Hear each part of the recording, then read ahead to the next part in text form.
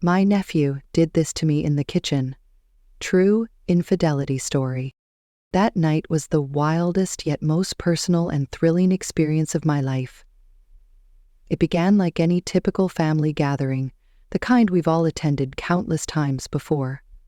My sister Elizabeth had arranged a small celebration for her youngest child Matthew, who had just turned 19. The house was alive with lively conversation, laughter, and the sound of silverware clinking as everyone enjoyed slices of cake and refilled their drinks. Matthew, who had always been a reserved kid, had transformed over the past year, taller, more self-assured, and unexpectedly charismatic. The atmosphere was electric, with guests chatting and Matthew moving around, graciously thanking everyone for their gifts. My husband Jason was in the living room with my brother-in-law, sipping beers and talking about football, while I wandered into the kitchen for a brief moment of peace. That kitchen was a haven in the house. I had always adored it. The large windows allowed sunlight to flood in, creating a warm and inviting atmosphere. I kept myself busy washing a few dishes that had accumulated, the hum of conversation and laughter muffled behind the walls. As I dried my hands and glanced around the room, I heard footsteps behind me. "Hey, Aunt Rebecca," came a voice. Turning, I saw Matthew standing at the door with an almost shy smile on his face. "Oh, Matthew, how's the birthday boy?" I teased, giving him a gentle punch on the arm as he stepped closer. He chuckled, leaning against the counter beside me. "I'm good. It's a bit overwhelming, though. I guess I'm not used to all the attention." There was something different about him, I realized then. His eyes lingered a little longer than usual, or maybe it was the way he stood nearer than he typically would. "Nell," I brushed the thought away, chalking it up to him just being more grown up than I remembered. We chatted casually for a few minutes, talking about his plans now that he'd graduated from high school, his summer job at the local coffee shop, and his hopes for college in the fall. But there was an underlying tension in the air. Maybe it was just my imagination, but something felt off. Still, I ignored it, thinking nothing of it. Then, as we were about to head back to the living room, Matthew shifted his weight, his voice taking on a quieter tone. "Aunt," I pushed the thought aside, attributing it to him simply seeming more mature than I remembered. We chatted lightly for a few minutes, discussing his plans now that he had graduated high school, his summer job at the neighborhood coffee shop, and his aspirations for college in the fall. Yet, there was a subtle tension lingering in the air. Perhaps it was just my imagination, but something felt off. Still, I dismissed it, thinking it wasn't worth dwelling on. Just as we were about to return to the living room, Matthew shifted uncomfortably, his voice dropping to a softer tone. "Rebecca, can I tell you something?" I froze. There was something in his voice that made me stop and truly look at him. His eyes no longer held the innocence of the shy boy I had watched grow up. Instead, they were intense, almost haunted. "Of course, Matthew, what's on your mind?" He ran a hand through his hair, a familiar habit from his younger years when he'd get nervous before asking for something big, like a pricey toy or extra time to stay up on a school night. It's something I've been holding in for a while. I don't know who else to talk to about it," he admitted, his gaze dropping as he avoided making eye contact. "Can I tell you something?" I paused. There was something in his voice that made me stop and look at him properly, really look at him. His eyes weren't those of the shy boy I'd watched grow up. They were intense, almost troubled. "Of course, Matthew. What's on your mind?" He ran a hand through his hair, a gesture I recognized from his younger days, when he used to get nervous before asking for something big, like an expensive toy or staying up late on a school night. It's something I've been keeping to myself for a while. I don't know who else to talk to about it," he said, glancing down, avoiding my gaze. My stomach tightened with unease, but I kept my tone light. "Matthew, You know you can talk to me about anything." He nodded but stayed silent for a moment as if searching for the right words. When he finally looked up, the intensity in his eyes made my heart pound. "Aunt Rebecca, it's you." I froze, unsure of what he meant. "What are you talking about?" I asked. He stepped closer, his voice barely above a whisper. I've been in love with you for a while." I didn't know how to say it, but I couldn't keep it to myself anymore. The room seemed to spin, my breath catching in my chest as the noise from the other room faded into a distant hum. This couldn't be real. Matthew, my nephew, the boy I'd babysat, helped with schoolwork, and watched grow up, was standing in front of me, confessing to somebody else. "Matthew," I finally stammered, my voice trembling, "you don't know what you're saying." But he didn't back away. His gaze held mine, filled with a sincerity that both unsettled and bewildered me. "I know exactly what I'm saying, Aunt Rebecca. I've thought about this for a long time." I didn't want to make things uncomfortable, but I couldn't stay silent anymore. I've felt this way for quite some time. I was speechless. My thoughts raced as I struggled to comprehend his words, searching for a way to respond. This couldn't be happening. It wasn't real. I shook my head, instinctively stepping back and placing the counter as a barrier between us. "Matthew, this isn't right. You're mistaken. I'm your aunt, for heaven's sake." "I know how it sounds," he replied, his voice calm yet determined. "But I'm not a kid anymore. I'm 19, and I know what I want." The intensity in his eyes and the conviction in his tone unsettled me. This wasn't a fleeting infatuation. It was serious. He truly meant it. But I couldn't let this continue. I had to put an end to it before it escalated any further. "Matthew, you need to understand," I began, struggling to piece together the right words.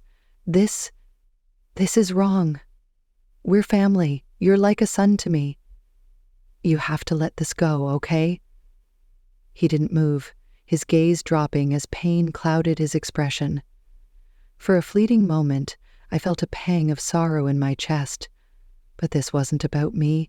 It was about preventing something that should never have begun. Yet even as I spoke, I knew deep down this wasn't ended. I thought that once I told Matthew to move on, it would be the end of it. That he'd take several days to process, realize it was just a passing feeling, and we'd go back to how things were. But I was mistaken. It wasn't over. Not even close. The days that followed felt strange. Matthew didn't come around as often as he usually did. We'd always been close. Even as he got older, he'd stop by for dinner or call me when he needed advice. But after that conversation in the kitchen, he vanished, leaving an unfamiliar emptiness behind. Still, I told myself it was for the best. Maybe he was embarrassed. Maybe he needed time to work through his emotions. I assumed time would help him sort everything out. Then, one evening, my phone buzzed with a message from Matthew. "Can we talk, please?" I stared at the screen, my heart pounding.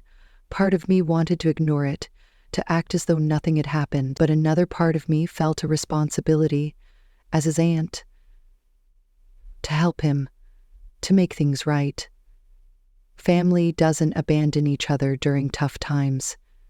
Against my better judgment, I responded, "Okay, come over tomorrow." 30 p.m. The following day flew by in a haze of unease. I struggled to focus at work, and when I got home, I found myself pacing restlessly, rehearsing what I might say when he arrived.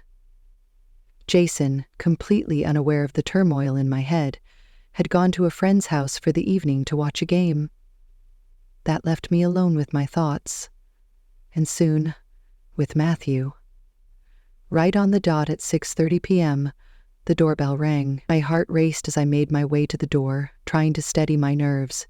It was just a conversation, I reminded myself, a chance to clear things up and help Matthew move on from whatever this was. But the moment I opened the door and saw him standing there, something felt different. He wasn't the hesitant, uncertain boy I'd spoken to in the kitchen. He stood with confidence, his gaze unwavering, and there was an intensity in his eyes that sent a chill down my spine. "Hey," I said, my voice unsteady. "Hey," he responded, stepping inside. His face betrayed no emotion, but the tension between us was palpable, heavy in the air. I guided him into the living room, where we both sat down with a coffee table separating us. The silence was stifling, and for a moment, neither of us knew how to begin. Then Matthew spoke, breaking the tension. "Aunt Rebecca, I've been thinking about what you said," he started, his voice calm yet determined. "I've tried to bury what I feel, like you told me to, but I can't." I opened my mouth to protest, to tell him this was absurd, but he gently raised his hand, signaling me to let him finish. Hesitantly, I nodded, even though every instinct urged me to stop the conversation before it spiraled further. "The principal cares about this. I know this is wrong," he continued, his gaze steady and unwavering. "I know you think I'm confused, that this is just a phase, but it's not. I've been in love with you for a long time. This isn't some fleeting emotion that appeared overnight. I've wrestled with it, tried to push it away and move on, but I can't." My heart pounded as I responded, "Matthew, you're only 19. You've barely begun to experience life. These feelings will change. They always do." But he shook his head, his expression resolute. "I'm not a kid anymore. I know what I want, and I'm not going to back down just because it's difficult." His words left me speechless. Matthew had always been wise beyond his years, but this felt different. There was a weight to his voice, a conviction that unsettled me. I had expected him to be unsure, maybe even awkward, but instead, he was composed and resolute. "This isn't just about what you want," I said, my tone firmer now. "There's more to consider here. I'm your aunt. We're family. This is impossible." "I understand it's complicated," he said, his voice calm and unwavering. "But don't tell me you don't feel it too." My breath hitched. For a moment I froze, unsure of how to respond. That brief silence, that tiny flicker of hesitation, was enough for Matthew to see through me. "I know you do," he said gently, his eyes locked on mine. "I saw it earlier, in the kitchen.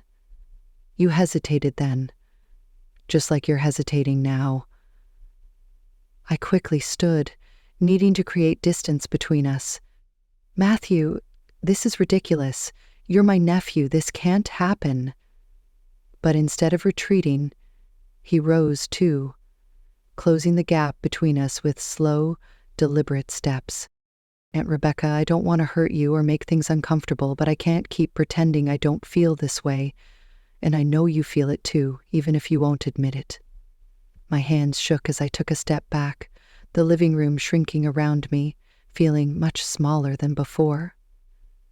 "Matthew, stop. This can't happen."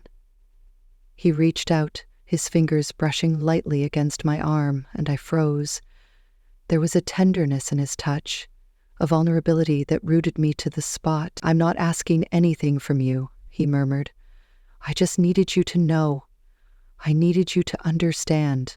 For what felt like an eternity, we stood there in silence, the air between us heavy with everything left unsaid.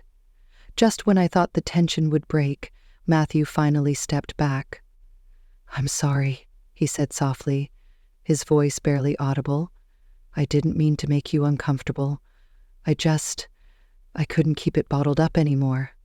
At that moment, I couldn't make sense of the storm of emotions coursing through me, and then, in a fleeting instant, I let my guard down and kissed him. Looking back now, I still can't fully explain why I did it, but I think it's because, deep down, I knew he was right. It wasn't one-sided. The kiss was brief at first, a tender pause before it erupted into a surge of emotions. It felt incredible, and I could tell he felt the same.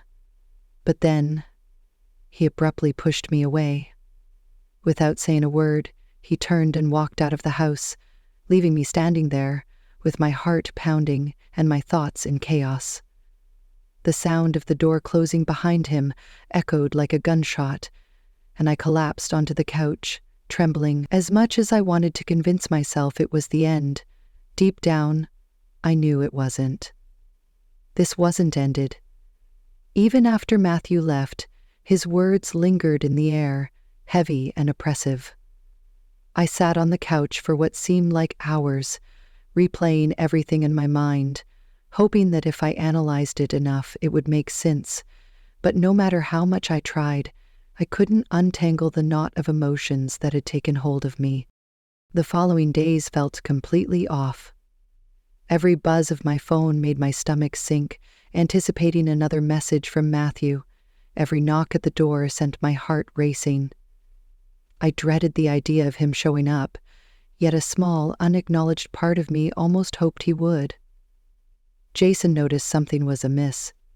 He wasn't one to pry, but after a week of me being distant, distracted, and on edge, he finally said something.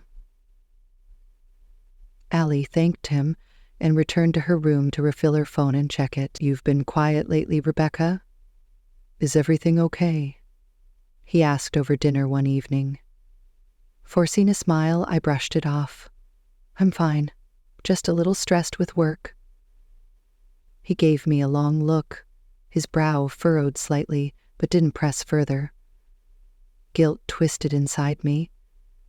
Jason was a good man, and here I was caught up in something I couldn't explain, something that didn't belong in our lives. Days turned into weeks, and although Matthew didn't reach out again, his absence felt like a shadow, lingering just beyond view. Family gatherings became strained. Matthew was there, of course, but we barely exchanged more than a few words.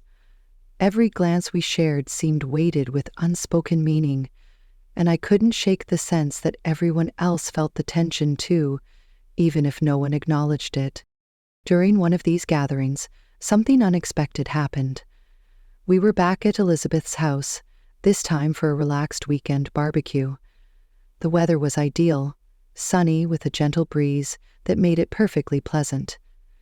Guests were scattered around the yard, sipping drinks, laughing, and enjoying the day.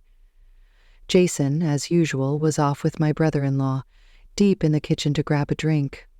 Thinking I was alone, I opened the fridge and reached for a bottle of water. But then I heard the soft creak of the door behind me. Turning around, my breath caught as I saw who it was. Matthew. He stood silently in the doorway, his expression unreadable. For a moment, I considered walking past him and pretending we hadn't crossed paths, but I couldn't move. Something kept me frozen in place, waiting. When he finally spoke, his voice was quiet, barely louder than a whisper. "Aunt Rebecca, I need to talk to you." My heart raced in my chest, but I forced myself to remain composed. "Matthew, this isn't the right time. There are people just outside." "I know, but I can't wait any longer," he said, stepping further into the room. "I've tried to stay away, to forget everything that happened, but I just can't." I instinctively stepped back, feeling the cold surface of the kitchen counter press against my back. "Matthew, we've been over this.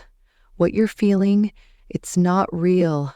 It's just confusion," I said, feigning indifference. "It's not confusion," he cut in, his voice steady and resolute. "I've thought about it every single day since that night. I've tried to move on, but nothing works. I still feel the same." My head shook as panic bubbled in my chest. "You're making this harder than it needs to be. You have to let this go, Matthew. This isn't right." He stepped closer, closing the gap between us, his gaze burning with intensity. "I don't care about what's right anymore. I just need you to know that I love you. I've loved you for so long and I can't pretend otherwise. Now, every part of this felt wrong, completely and utterly wrong. Yet the raw emotion in his voice, the way he said it, made it impossible to think straight. My thoughts spiraled, my chest tightening under the weight of feelings I didn't want to acknowledge. "Matthew, stop," I whispered, my voice trembling. "You have to stop this." I pleaded, trying to stop myself from losing control again. "I can't," he murmured, his tone just as soft. "I don't want to hurt you, but I can't ignore how I feel." His hand reached out, brushing lightly against mine. I recoiled, pulling back, but the warmth of his touch lingered, sending a surge of confusion through me. This couldn't be happening. It wasn't supposed to happen. "You don't have to say anything," he said, stepping closer. I shut my eyes, desperately trying to block out his words, his nearness, and the memories I was determined to bury. "Matthew, please." But even as I spoke, I knew this conversation would not end the way I hoped. The tension between us was palpable, drawing us together in a way that terrified me. Just as I opened my mouth to speak again, a door creaked open, the sound breaking through the charged air. Jason's voice called from the hallway, "Rebecca, are you in here?" Nervousness surged through me, and I quickly stepped away from Matthew, creating as much space as possible before Jason appeared in the doorway with a cheerful smile. "Ah, there you are. Elizabeth's waiting for you outside," Jason said. I nodded, forcing a stiff smile as I grabbed the water bottle from the counter, my hands trembling slightly. "I'll be right out." Jason's gaze shifted between Matthew and me, his smile fading as he seemed to pick up on the tension in the room. "Everything okay in here?" "Yeah," I answered quickly. "We were just talking about college, about Matthew's plans for the fall." Jason glanced at Matthew, then back at me, suspicion flickering in his eyes. But he chose not to press further. "All right, just don't keep Elizabeth waiting." I nodded again, feeling the weight of his stare as he left the room. Matthew didn't say a word, just stood there watching me with an intensity that made my skin crawl, though a part of me hesitated to leave. But I couldn't stay. Not like this. Without another word, I followed Jason out into the back of my mind. Still, I knew deep down that things with Matthew weren't resolved, and this wasn't the end of the story. The following days passed in a haze, my thoughts too scattered to focus on anything. Matthew's words echoed in my mind, and each time I reflected on how close we had come to something I dared not even name, a wave of nausea swept over me. I knew I had to put a stop to it, to establish a clear boundary that couldn't be crossed again. Yet every time I tried to find the right words, they slipped through my grasp. One night, as I lay awake in bed beside Jason, who was sound asleep, I heard the soft ping of my phone. Glancing at the clock, I saw it was well past midnight. I hesitated briefly before reaching for the phone, my heart already racing. The message was from Matthew. "We need to talk. I can't keep doing this. Tomorrow at yours, 4 p.m., please." I stared at the screen for what felt like forever, caught between dread and a sense of obligation. I knew meeting him alone would only invite more complications and more uncertainty. However, ignoring him wouldn't make the problem disappear. This couldn't be avoided forever. With reluctance, I typed back, "Okay." The next day, just before 4 p.m., the doorbell rang. My palms were damp. My pulse quickened as I peeked out the window to confirm what I already knew. Matthew was there. He looked tense, his shoulders hunched, his gaze fixed on the water. I drew in a deep breath, bracing myself for the conversation ahead, and pushed the door open. There he stood, a young, lively, and undeniably handsome boy. "Hey," he greeted softly. "Hey." he responded, stepping inside without hesitation. For a brief moment, silence enveloped us. The air was heavy with unsaid words pressing down on both of us. "I can't do this anymore, Aunt Rebecca," Matthew said at last, breaking the stillness. "I can't keep pretending I'm fine, like I can just move on and forget everything."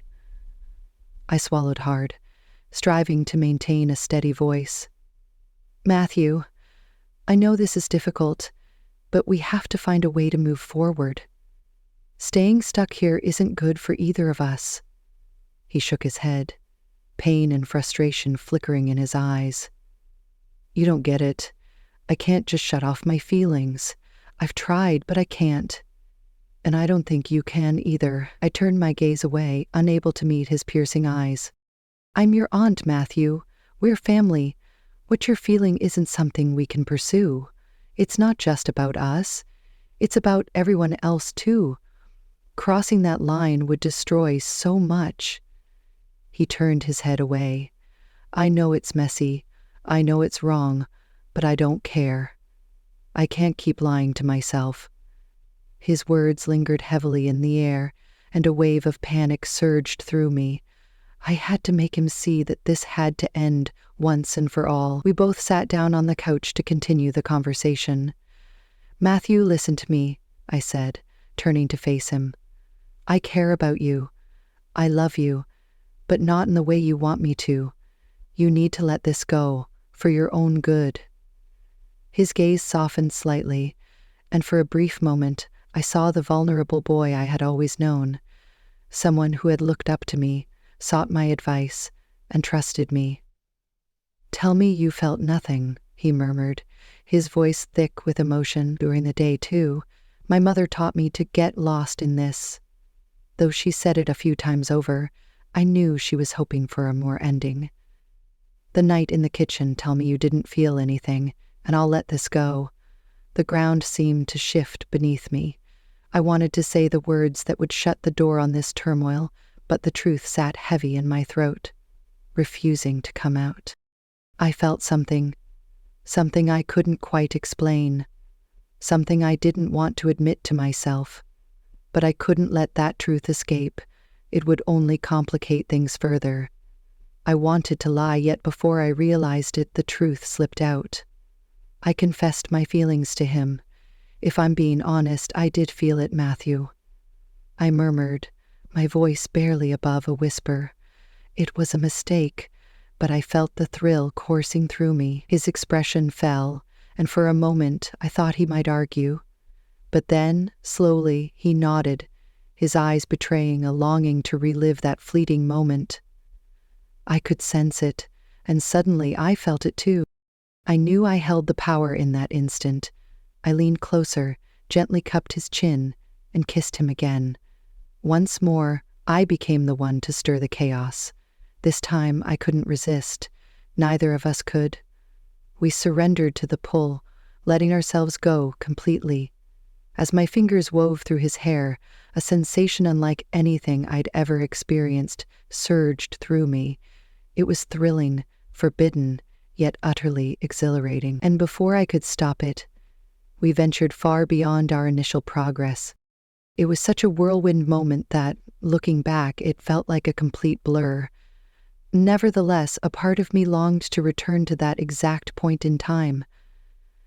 When it was all over and we were still lying on the couch, I told him it had been a huge mistake and that no one could ever know. He confessed that he was truly in love and wanted more, but I insisted I didn't, hastily grabbing my clothes. "All right," he murmured softly. "If that's how you feel." He turned away, taking a few steps toward the window. I could see the tension in his shoulders, the heavy burden he was carrying. I wanted to reach out, to console him, but I knew I couldn't. This was something he had to navigate and accept on his own. After a prolonged silence, he ultimately spoke again, his voice quiet and filled with resignation. "I'll move on. I'll try at least, but I don't know how long it will take." I nodded, my heart weighed down by both guilt and relief. Our lives would be predictable and enough. If we could have made a small difference in a world where sadness and truth ruled, I said, Matthew, you'll overcome this. You have strength. Someone who loves you the way you deserve to be loved will come along. But he didn't reply. Rather, he stood there, gazing out at the water, lost in his own thoughts. I lingered for a moment, uncertain of what else to say, before turning to leave. Just as I began to walk away, I heard him speak once more, his voice barely audible. I'll always love you, Aunt Rebecca, but I didn't look back. I couldn't. I kept going, leaving Matthew sitting on that bench by the lake, knowing that this moment had changed us both in ways we might never fully comprehend. That's the end of today's episode. Thank you so much for watching. If you enjoyed the content, please give us a thumbs up and share it with your friends and family. Don't forget to subscribe to our channel, Love Stated Abstract, stories starting out with novels by Gabriel Alinsky, Daria. Your support is incredibly important to us. Take care, and see you soon.